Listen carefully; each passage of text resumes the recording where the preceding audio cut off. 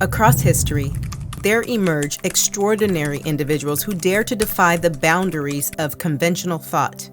These pioneers of consciousness, unshackled by the dogmas of their era, invite us to explore the uncharted territories of consciousness. One such extraordinary individual was Jiddu Krishnamurti, a philosopher and spiritual teacher who extended a radical invitation to humanity to embrace the whole of life, with all its complexities and contradictions. Welcome to More Than a Label. In this video, we will explore the life and teachings of Krishnamurti and why he was considered a messianic figure of the modern age and a great influence on high-caliber intellectuals like the quantum physicist David Bohm. Born in 1895 in Madanapalli, a small town in southern India, Krishnamurti's life was marked by a series of extraordinary events and transformative experiences. As a young boy, Krishnamurti was discovered by prominent members of the Theosophical Society, an organization that espoused a blend of Western esotericism and Eastern philosophies. They believed that Krishnamurti was destined to become a world teacher, a cosmopolitan spiritual guide for humanity. However, Krishnamurti's path diverged from this predetermined role as he delved deeper into his own spiritual awakening, which he called the process. The process was a transformative experience that Krishnamurti underwent in 1922. It was characterized by intense physical and psychological manifestations, including sharp pain, heightened sensitivity, and a sense of mystical union. This experience was described as a state of otherness or the other, a feeling of connection to a reality beyond thought, accompanied by heightened sensitivity to the world around him. The process continued to recur throughout Krishnamurti's life with varying intensity. Despite the lack of definitive explanations, the process marked a turning point in Krishnamurti's life, fostering a sense of independence and laying the groundwork for his future role as a teacher. In 1929, Krishnamurti made a bold and unexpected declaration, dissolving the Order of the Star in the East, an organization established to prepare the world for his supposed messianic role. He renounced any claims of authority or guru status, asserting that true spiritual liberation lay in individuals' direct experience, free from external dogma or intermediaries. Krishnamurti spent the rest of his life traveling the world, engaging in dialogues, giving public talks, and writing extensively on a wide range of topics, including human consciousness, the nature of truth, and the pursuit of psychological freedom. His teachings emphasized self-awareness, critical thinking, and the rejection of blind conformity to established beliefs. One of the most prominent thinkers that Krishnamurti was engaged in dialogues with was David Bohm. David Bohm's opinions on Krishnamurti reveal a deep admiration and intellectual kinship between the two thinkers. Bohm found in Krishnamurti a kindred spirit who shared his profound interest in the nature of consciousness and the role of thought in human existence. Bohm first encountered Krishnamurti's work through his book, The First and Last Freedom, which resonated with Bohm's own exploration of the observer and the observed in physics. Their first meeting further solidified their connection as Bohm was struck by Krishnamurti's intense listening and openness, qualities he had experienced with other great scientists like Einstein. Well, I think the ultimate purpose of Kay's work was stated very early in his life, in his work, which was to free humanity from the destructive conditioning we've been talking about. That is, this conditioning around the self-centered thought is really an enslavement to absurdity, to destruction, to unhappiness, sorrow. And no other kind of freedom means anything unless we are free from that. And therefore, I think that he felt that once man was free from that, then the way would be open to creative unfoldment in all sorts of directions. Their discussions delved into profound questions about space, time, and the nature of consciousness, leading to what Bohm considered Krishnamurti's major discovery. The root of human disorder and suffering lies in our ignorance of the nature of our thought processes. Bohm appreciated Krishnamurti's emphasis on meditation, not as a technique, but as a way of observing the activity of thought without judgment or interference. This observation, Krishnamurti believed, brings order to the mind and allows for something new and creative to emerge. Bohm saw a parallel between Krishnamurti's approach and the essence of the scientific method, both grounded in careful observation and insight. He admired Krishnamurti's insistence on not being an authority, but a guide pointing towards discoveries each individual must make for themselves. The discussions between Jiddu Krishnamurti and David Bohm are collectively known as the Krishnamurti-Bohm dialogues. These dialogues took place between 1965 and 1985, spanning 2 decades of profound and insightful conversations. The dialogues were published in a book called The Ending of Time, which has become a classic of contemporary spiritual literature. Krishnamurti's approach to spirituality was unique and unconventional.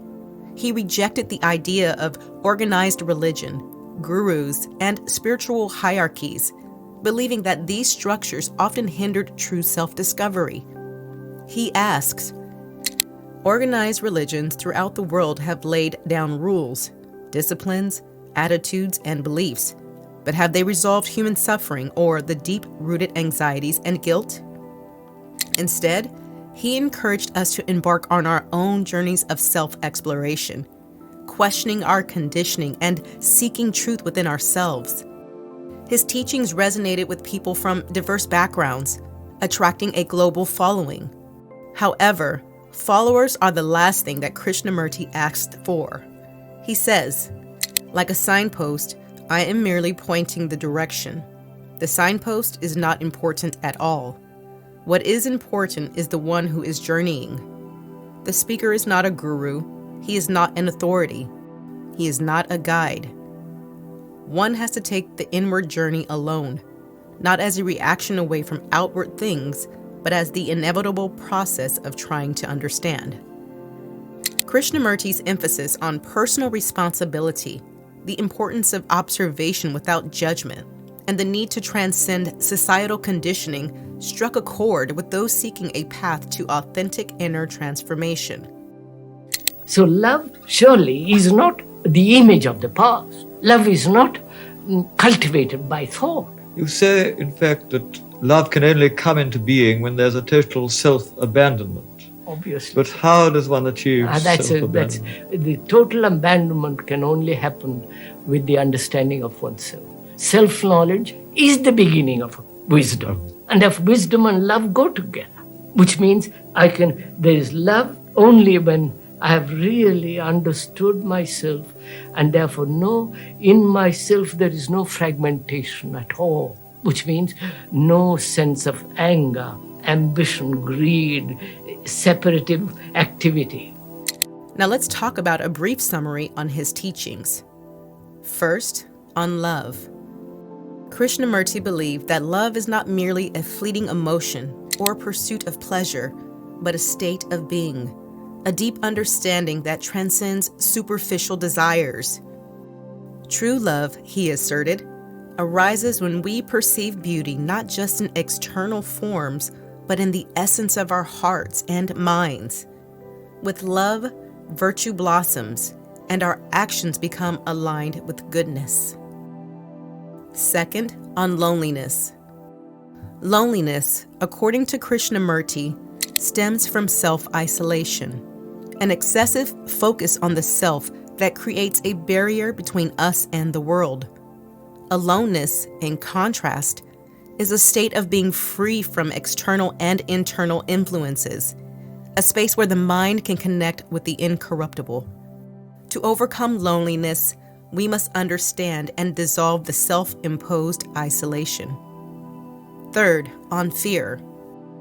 Fear, as Krishnamurti explained, originates from our craving for achievement and dependence on external factors. This dependence, stemming from a lack of self-knowledge, breeds uncertainty and hinders communication. To overcome fear, we must not merely become courageous, but rather understand the root cause of fear, which lies in the self, the I that constantly seeks fulfillment. Fourth, on death. To truly comprehend life and death, Krishnamurti urged us to embrace the ending of each day, letting go of the images and identities we've constructed. This daily practice mirrors the ultimate ending, death, and allows us to live more authentically.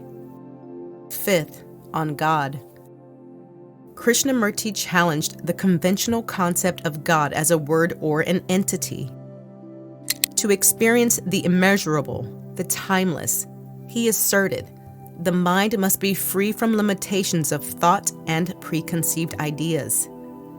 True understanding of God or reality lies beyond the realm of time and thought. Sixth, on consciousness.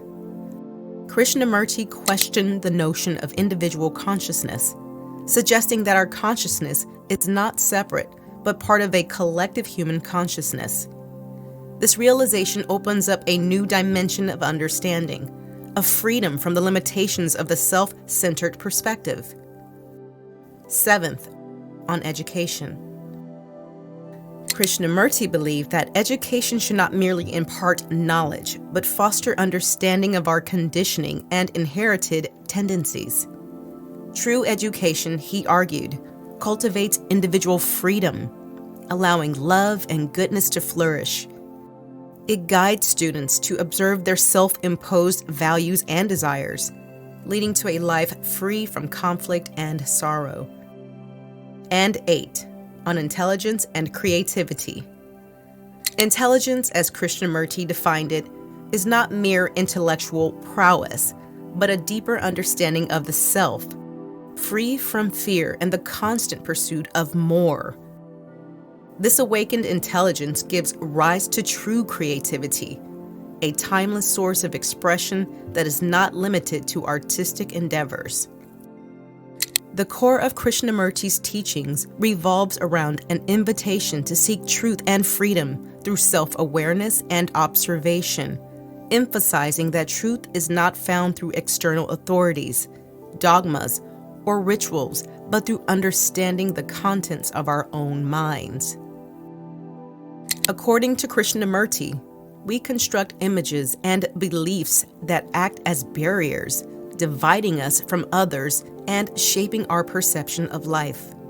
These self-created limitations hinder our ability to experience true freedom. True freedom, as Krishnamurti explained, is not about making choices or reacting to external circumstances, but about pure observation without judgment or fear. It's about understanding the nature of thought and its connection to time, realizing that we are often trapped in the past, which leads to conflict and struggle. Through mindful observation, we can break down the illusion of separation between the observer and the observed, the thinker and the thought, leading to a state of pure insight, free from the constraints of time and past conditioning. This profound transformation of the mind, as Krishnamurti described, paves the way for love, which is not merely an emotion, but a state of being characterized by compassion and intelligence.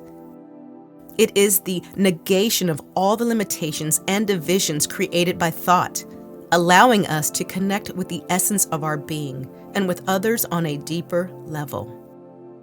Krishnamurti's legacy continues to inspire and challenge seekers of truth around the world. His teachings remain relevant, offering a timeless message of self-awareness.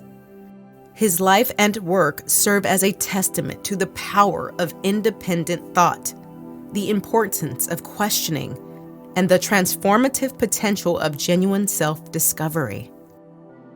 Krishnamurti's teachings are not about escaping from life's difficulties, but about understanding them deeply and responding to them with compassion and intelligence.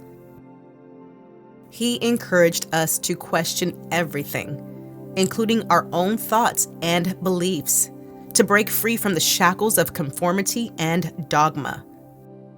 This invitation to embrace the whole of life is not a passive acceptance of the status quo. It is an active engagement with the world, a willingness to confront our own limitations and the challenges that life presents. In embracing the whole of life, we embrace both the light and the darkness, the joy and the sorrow, the beauty and the ugliness. We recognize that these seemingly opposing forces are not separate, but are part of the same intricate tapestry of existence. In seeking that which is eternal, there is true work for all, based on human needs, not on human greed and exploitation. When you as an individual break down this narrowness of patriotism, nationality, flag waving, leading to war, when you as an individual cease to be exploiter through your own selfish cleverness, then will come to you the peace, the understanding for which you now grope in vain. As Krishnamurti once said, "If you transform yourself, you affect the consciousness of the rest of the world." This holistic approach to life requires a radical shift in our perception, a willingness to let go of our limited understanding and open ourselves to the vastness of existence. It is a journey of self-discovery, of shedding layers of conditioning and uncovering the essence of who we truly are.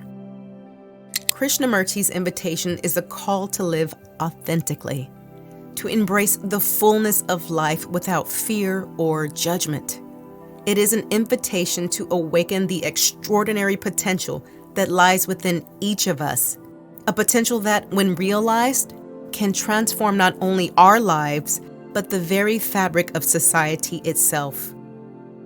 Krishnamurti's legacy is not a set of doctrines or dogmas, but an invitation to embark on a journey of self-discovery and transformation. It is a call to embrace the whole of life, with all its complexities and contradictions, and to awaken to the extraordinary potential that lies within each of us. So, what do you personally think of this approach to spirituality? How do you approach your path to spiritual enlightenment? Let us know.